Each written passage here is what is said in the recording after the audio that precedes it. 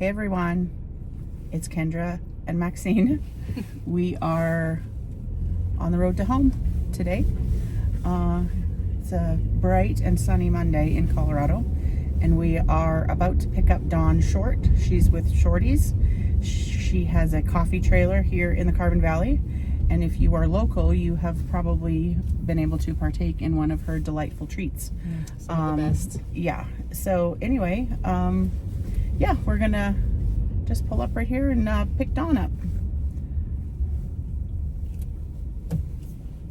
Okay, here we go. Hi, Dawnn. Hello, how are we doing? We're doing good. You're gonna have to probably come in the middle so we can get a good.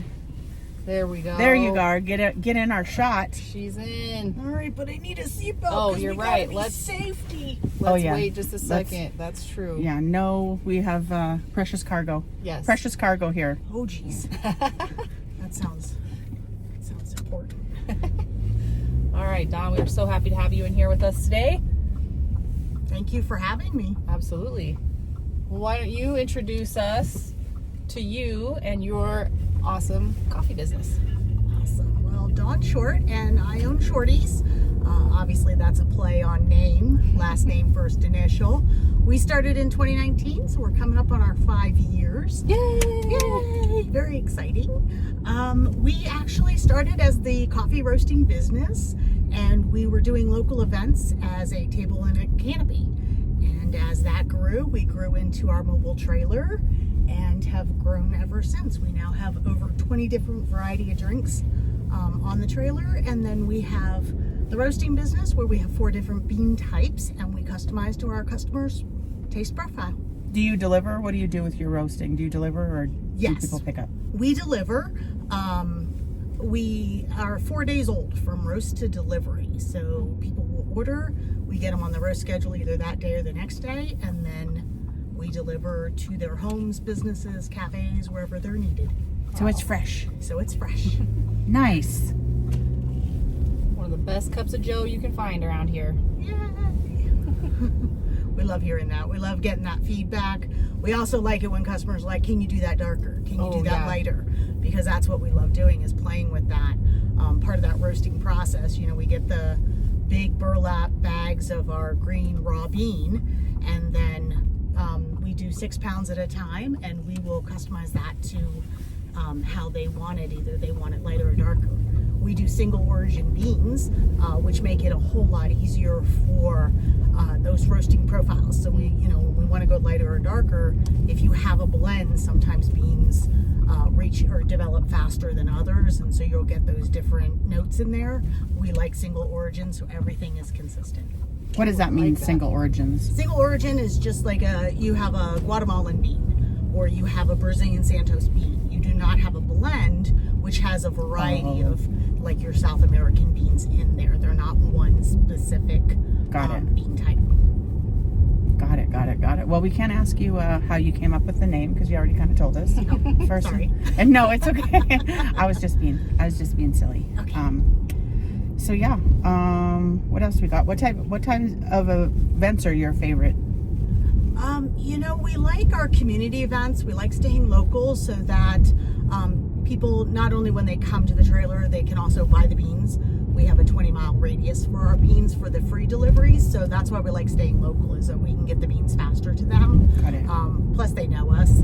I also love doing events where we can give back, so a lot of school events that we do, we'll do like their fall festivals and things like that. We give a percentage of sales back. That's awesome. I love that you do that. That's very cool. You guys were just out at Andersen Farm this year, which is a really big event in our area. If you have not been to their fall festival, you need to check that out. But tell us about your experience out there this year, because that's kind of a madhouse. Right. That is a very large event. We were very happy to be invited this year. For those who are not in the area, Andersen Farms is over in Erie.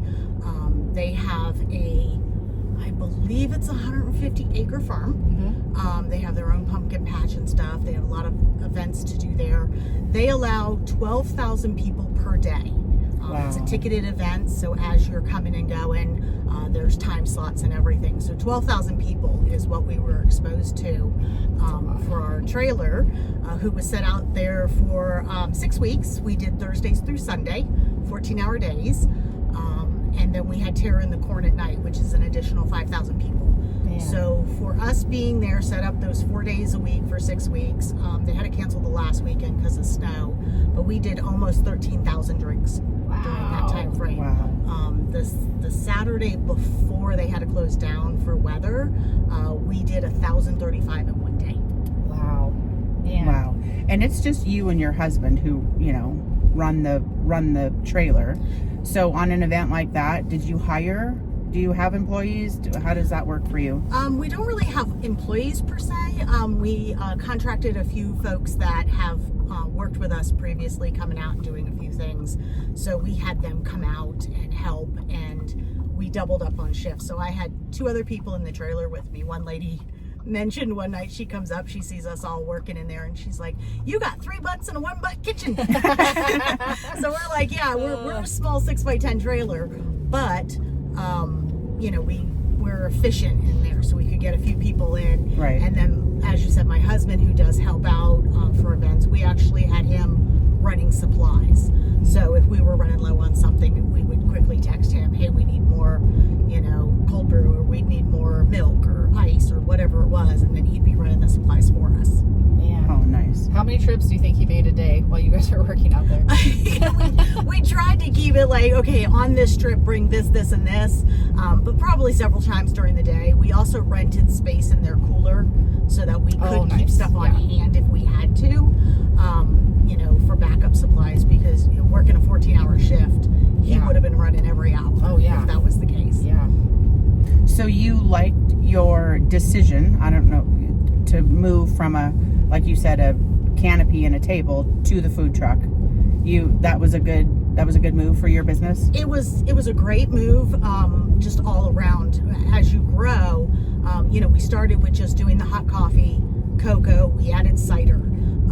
With licensing, to do iced drinks, you have to go to a mobile unit, because you have to have a hand washing sink, because ice is considered food. I know it's funny, but that's how it's broken down. So anything temperature controlled, you have to have a mobile license to do that. So it kind of pushed us to be mobile, but we have a lot of friends in the industry that we met who advised us where to go and the best places to do things, because there's a lot of food truck builders out there who may not have the integrity that we do.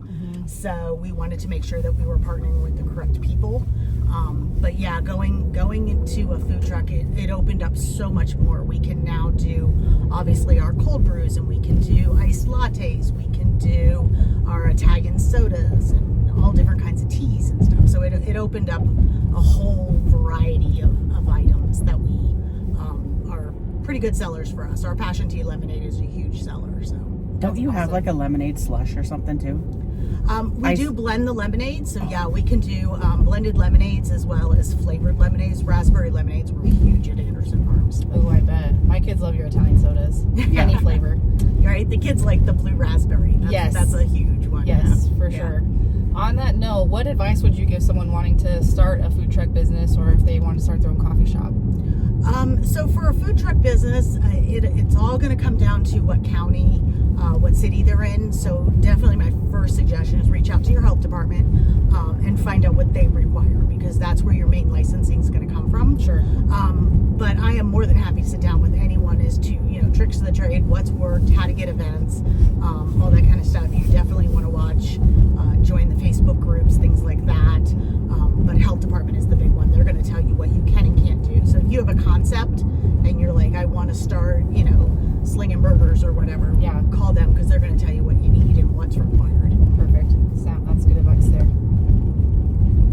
Awesome. What's next for Shorty's, like, as your business grows, without giving any secrets, of course. we don't.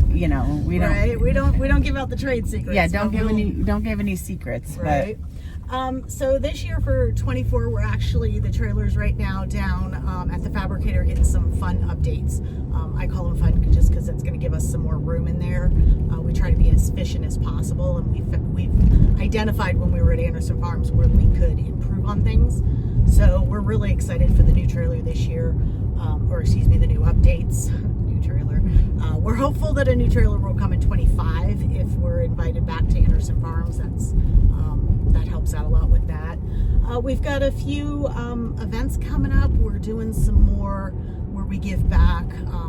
We've, like I said, been in 5 years, so we're going to do a customer appreciation party, and then try and do some more events where it's more focused with schools, nonprofits, that we can help give back and support our community.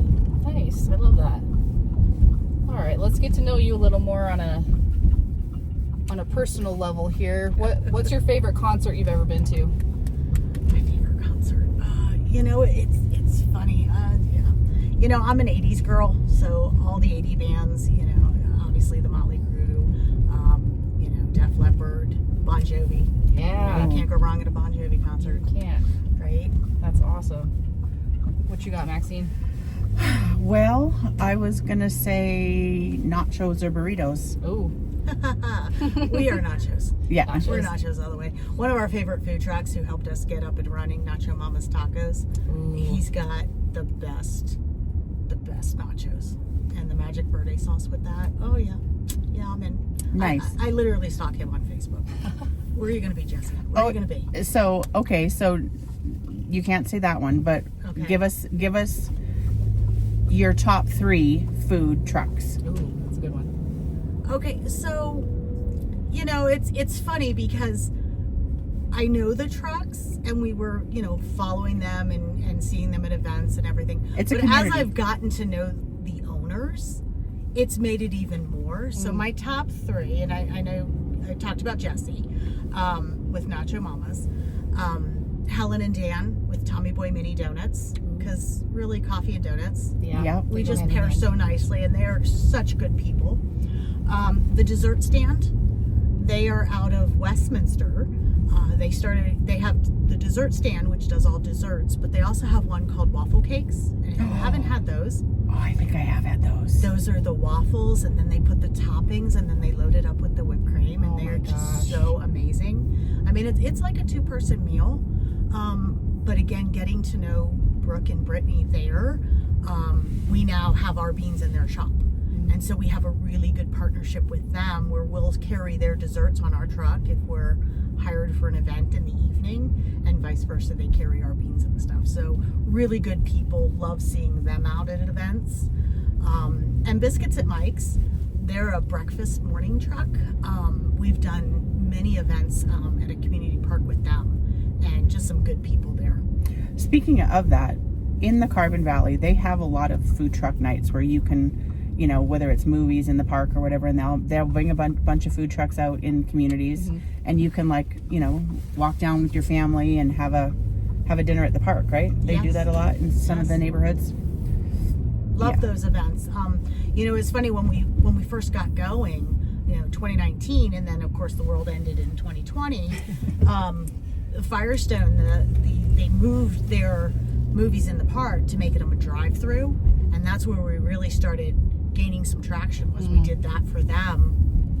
Did all the safety protocols and stuff, working with the tent setup, and just got out in the public that way. So it was nice to be able to kind of pivot and turn and make things work. That's amazing. Yeah, that's awesome. What's your favorite thing to do on the weekend with your husband when you're not working? Oh, see, that's funny because the weekends are the busy time. Sure. He has the handyman business, so of course he's busy on the weekends. So mostly, it's nice. Wednesday nights, Chicago Wednesdays, is to just have a nice dinner. And I say a nice dinner, just something at home, quick, Charcuterie. and just relax, right? Kick back. Yeah. We don't go out a whole lot, but getting out when we can. We'll go to a brewery and do some coloring with some folks, which is a lot of fun. Things like that. How long have you lived in the Carbon Valley? We bought a house back early 2000 in Oak Meadows. So we have been here now 24 years. Oh, wow. So what advice or what would you say about the Carbon Valley to anyone thinking about moving here? It's a great community. People definitely, want to help. They want to support each other. You do have the hometown feel, but, we're growing, and it's, it was, when I moved here, Safeway was just a shell. There was no King Soopers. It was a field. But you have to bring those amenities in so you can get the families. So yes, it grows, and yes, it somewhat lost the small town feel, but when you're downtown and you're out to eat and you're visiting with people, you still have that connection. You still know your neighbors, You see a lot of people when you're going out. Exactly. Yeah. Yeah. Because everyone stays local. Yeah. That's good. All right. Yay. Well, Dawn, we're so happy that you came out to join us today. Thank you It was for nice. having me. Yes, it was nice to learn more about your business. And we will be sure to have Dawn's contact information in the description. So if you need to get a hold of Yes. her for any questions or to book an event with her, please feel free to reach out anytime, and we'll be sure to follow up if you do have any questions. Otherwise, thank you so much for joining us on another Road to Home, and Road we to hope Home. to help you on your road to home. Yes, reach out if you need either Kendra or I. We'd love to be able to help you. They're the best. Introduce you to the Carbon Valley area. Thank you, everyone. Bye.